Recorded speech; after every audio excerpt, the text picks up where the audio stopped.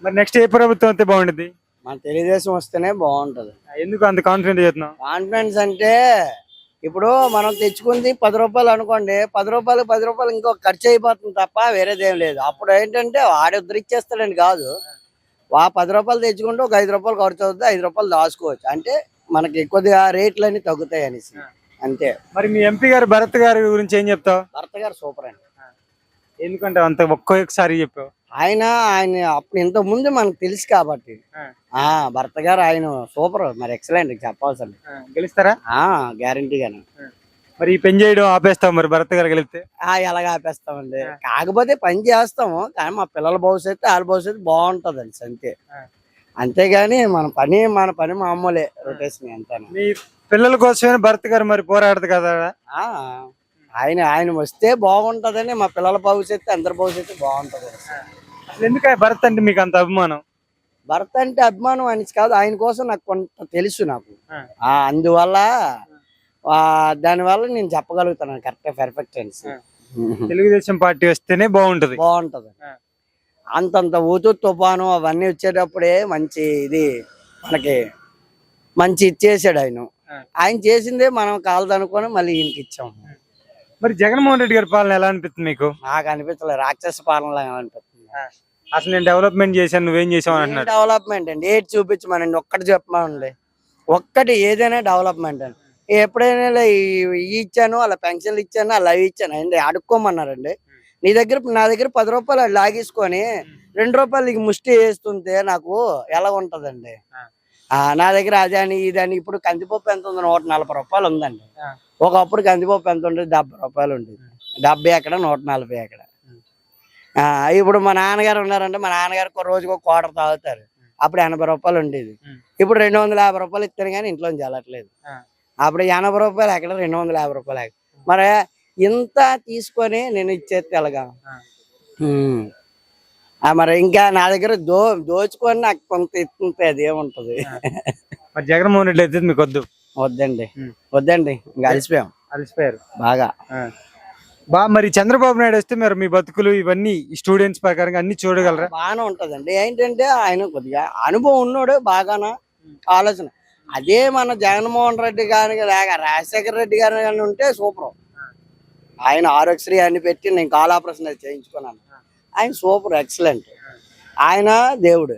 ఈయన వచ్చి మాకు ఇదైపోయింది. అసలు భరత్ గారిని మీరు చూసారా? చూశానండి, చాలాసార్లు చూశాను. మరి ఒకసారి మాట్లాడాను కూడా బరోస్ దగ్గర. మంచిగా మాట్లాడారా? సమస్యలు తెలుసుకున్నారా? ఆయన బిజీగా ఉంటారు కదా, మనం అంతా చెప్పలేము. మరి బొచ్చ ఝాన్సీ గారు ఆవిడ కోసం తెలియదండి. ఆ బొత్స ఝాన్సీ అంటే బొత్స సత్యనారాయణ అంటే ఆ విజయనగరం అంతా తెలుసు మనకి. అసలు ఆ ఝాన్సీ అంటే ఎవరో తెలియదు ఆ వ్యక్తి కోసం మనకి. మరి నెక్స్ట్ ఎలక్షన్ లో ఎవరు వస్తే బాగుంటది? కూటమి. ఫ్యాన్ కి అయితే ఇంతవరకు చూసాం కానీ ఏ డెవలప్మెంట్ లేదు. సో కూటమి రావాలని కోరుకుంటున్నాం. ఈ 5 ఏళ్ళు నేనే డెవలప్మెంట్ చేశానా అంటున్నాడు జగన్మోహన్ రెడ్డి. 5 ఏళ్ళు ఏం చేశాడో తెలియదు కానీ 2-3 నెలలు అయితే మాకు కనిపించాయి కొంచెం రోడ్లు కానీ ఏవైనా కానీ. ఇంతవరకు ఏం లేదు. ఇన్నాళ్ళు మేము తిట్టుకున్న దానికి 2-3 రోజులు ఎలక్షన్కి వచ్చే ముందే ఈ రోడ్డు కానీ మీరు చూస్తున్న రోడ్డు కూడా ఈ రీసెంట్ గా వేసింది, అది పూర్తిగా కంప్లీట్ కాలేదు. చూస్తున్నారుగా, ఇవన్నీ ఎలక్షన్ ముందు హడావిడే. చేసేవాడంటే ఫస్ట్ ఇయర్ చేస్తుంటే 4 సంవత్సరాలు మేమే నెత్తిన పెట్టుకుని మళ్ళీ ఈసారి గెలిపించాము, కానీ ఇప్పుడు ఆ ఛాన్స్ లేదు. మరి జగన్మోహన్ రెడ్డి గారు ఐటీ కంపెనీ టీ హబ్ గా మారుస్తా అన్నాడు, మీ విశాఖపట్నం గురించి ఏం చెప్తారు? ఇలా కిందకు 1 కిలోమీటర్ కొత్తగా పెట్టారు టీ హబ్ అని. అలాంటి టీ హబ్బులు తప్ప ఐటీ హబ్ ఏమీ రాలేదు. కావాలంటే గల్లీలో ఉన్న టీ హబ్, ఈ రూట్లోనే 3, ఆ రూట్లో 7 టీ హబ్లు అయితే వచ్చున్నాయి. ఐటీ హబ్లు అయితే ఎక్స్పెక్ట్ చేయకండి. ఎందుకంటే చాలా మంది ఐటీలో వర్క్ చేయలేక మా వాళ్ళు ఇక్కడి నుంచి బెంగళూరు వెళ్ళిపోయి హైదరాబాద్ వెళ్ళిపోయి ఉన్నారు. వీక్లీ 10 మంది ఉన్నారు నా ఫ్రెండ్స్ ఐటీ వాళ్ళు ఫోన్ చేస్తారు. వైజాగ్ లో లేక వాళ్ళకి ఇక్కడే ఇంట్రెస్ట్, ఇక్కడే అన్నీ ఉన్నాయి. మాకు సాయంత్రం అయితే వీకెండ్స్ వస్తే బీచ్కి వెళ్ళి కూర్చోవడం, ఎక్కడ పార్క్ వెళ్ళి వాళ్ళం. అలాంటి వాళ్ళకి అమ్మ బాబుని వదిలేసి అక్కడికి వెళ్ళిపోయారంటే కేవలం వీడేమీ చేయకపోవడం. ఐటీ హబ్ అనేది ఏమీ లేదు. ఎంబీఏ చదివిన వాళ్ళు, మాస్టర్స్ చేసిన వాళ్ళు కూడా టీచర్ జాబులు చేసుకుంటున్నారు. ఐటీ క్వాలిఫికేషన్ నుండి కూడా నాలెడ్జ్ లేక అంత వరస్ట్గా ఉంది ఇప్పుడు ఆంధ్ర. మరి 170 సీట్లు నాకే వస్తాయి అంటున్నారు, దాని గురించి ఏం చెప్తావు?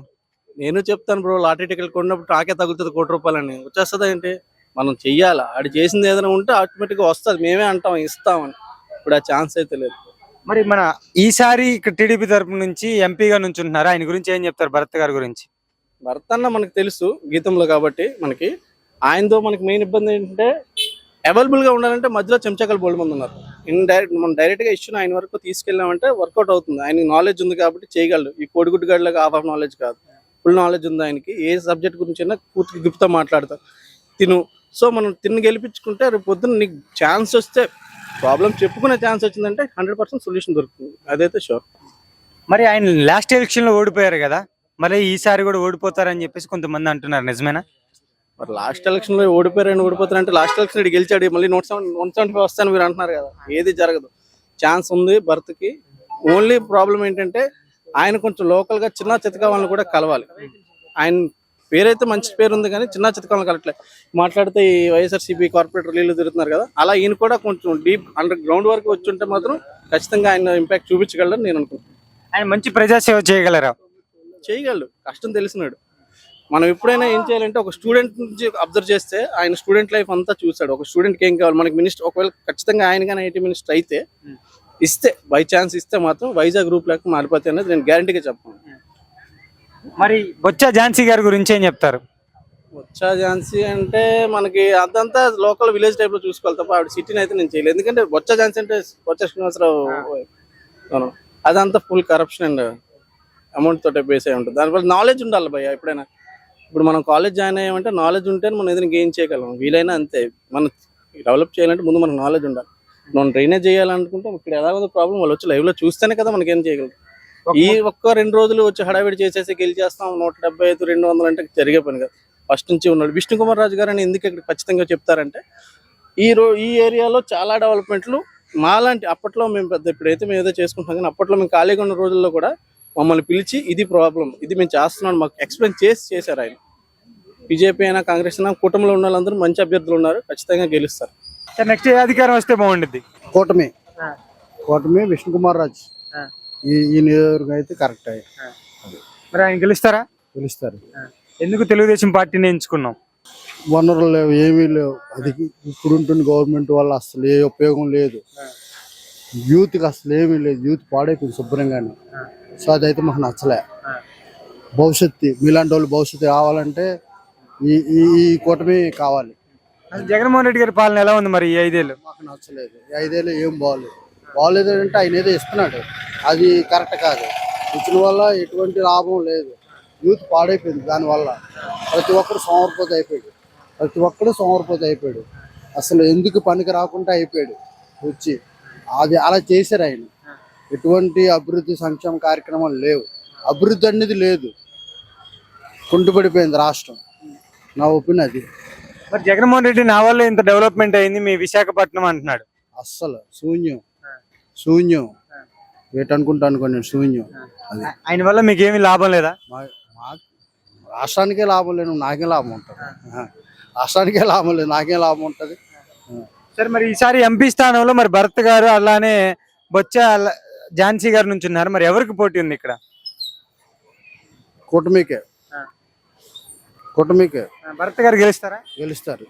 మరి నెక్స్ట్ ఆయన గెలిస్తే మీ పరిస్థితుల్ని బాగు చేయగలరా? బ్రహ్మాండం చేస్తారు, కూటమి బ్రహ్మాండం చేస్తారు. మరి నెక్స్ట్ ఏ ప్రభుత్వం వస్తే బాగుంటుంది అన్న? చంద్రబాబు వస్తే బాగుంటుంది అనుకుంటున్నాం. ఎందుకు చంద్రబాబు నాయుడు ఎంచుకున్నాం? డెవలప్మెంట్ లేదు కదా. జగన్మోహన్ రెడ్డి గారి పాలన ఎలా ఉంది? ఏడు సార్ మందు మరీ ఘోరం సార్. మందు అయితే చాలా ఘోరం. 10 రూపాయల బాటిల్ 200 అమ్ముతారు. అసలు మీ జగన్ సార్ మొత్తం తీసేస్తా అన్నాడు కదా, మరి తీసేశారా? మరి ఇబ్బంది ఎందుకు, చాలా మంది మందు వాళ్ళు కూడా చనిపోతాం. చాలా రాంగ్ ఉందండి ఆ పరిపాలన. నేను నెక్స్ట్ ఓటు వేయడానికి వస్తే ముందు తీసేస్తేనే ఓటేయండి అన్నాడు కదా. అవన్నీ ఇప్పుడు వాటి గురించి మాట్లాడలేదు. మళ్ళీ ఇంక తీసాడు, మరి తీయడండి. మళ్ళీ వస్తే ఇంక రేట్లు పెంచాలి తప్ప కానీ మరి తీయమని ఉండదు. అయినా నాసిరోగం మందండి, మరీ ఘోరం ఉంది. తిరిగిటండి అంత ముందే తీసేయాలి. మందు తీయకపోయినా పర్లేదు, క్వాలిటీ ఉంది అమ్మించారు. జనాలు చాలా మంది చచ్చిపోతాం, పిచ్చిపోతారు జనాలు. మరి ఈసారి ఇక్కడ ఎంపీగా నుంచున్నాడు భరత్, మరి ఆయన గురించి ఏం చెప్తావు? భరత్ ఈ చుట్టూ గెలిస్తే తక్కువలో ఓడిపోయాడు కదా. గెలుస్తారు. మీ గురించి ఫైట్ చేస్తాడా? చేస్తాడు. అసెంబ్లీలో గానీ పార్లమెంట్ లో గానీ మీ తరపు నుంచి చేస్తారండి. అసలు భరత్ గారి మీద ఎందుకు అసలు ఇంత నమ్మకం? అంటే మా పైన టీడీపీ దీనివల్ల అంతే. చంద్రబాబు అయితే చేస్తాడని. ఈ వైసీపీ ప్రభుత్వం వల్ల నీకేమన్నా లాభం చెందావా? లాభం అంతే, డబ్బులు వచ్చి అమ్మఒడికి వచ్చే కానీ కొంచెం డెవలప్మెంట్ లేదా అంతే. అయితే ఎక్కడైతే ఇష్టం కేకరాజు పర్లేదు మంచి అతనే, వ్యక్తిగతంగా అయితే అతను కూడా చాలా మంచి అతను. మరి విష్ణు కుమార్ రాజు మంచి అతనే. మరి నెక్స్ట్ ఎలక్షన్ లో మరి జగన్ సార్ 170 సీట్లు నాకే వస్తాయి అంటున్నాడు. రావండి, ఎన్ని రావచ్చు అంటావు? మహాత్వం 40, 35 అంతే.